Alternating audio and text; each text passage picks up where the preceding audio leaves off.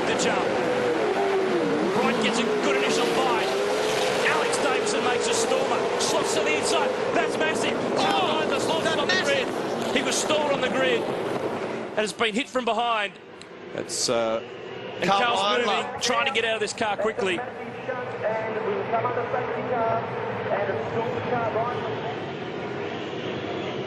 He's out of the car. That's good to see, because that has taken a massive hit from behind. The race is red flagged.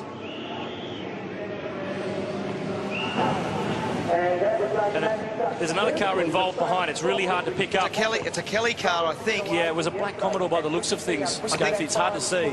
I think it's Todd Kelly's car. He was starting right down the back. We've got a red flag. You just need to move around through pit lane. The race is stopped. It's Steve Owen, the VIP Petford's car. He's out of the car. He's okay.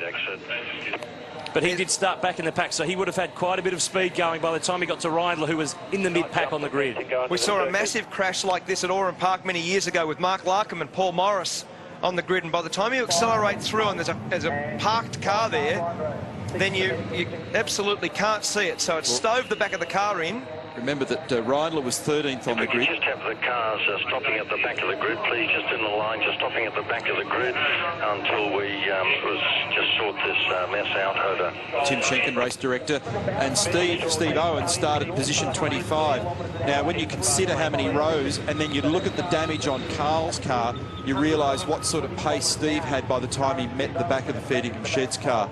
So we're obviously in a race stop situation because of the damage and the danger here. We're going to have a look at a replay to try and unravel what's going on. Look back in the pack. Carl stopped. Oh, man. And Dave Reynolds pulled out of the way. Owen completely unsighted. He had no chance. He had nowhere to go, did he? And that's just punched straight into the fuel cell. It's split the cell. The fuel's been ignited, but there's a whole lot of electrical apparatus in the back of the cars. There's fuel pumps in there. There's power and batteries and things in there. And I don't think I've ever seen anything quite as ferocious on a start line in terms of front to rear impact. That has devastated that car. That car will be just about over and out, I'd say. I totally agree. I've never seen an impact as heavy as that on a start line anywhere. Steve Owen, just as the cars split apart, he had nowhere to go. He wouldn't have even sighted that car. All of a sudden, there'd be a parked car in front of you.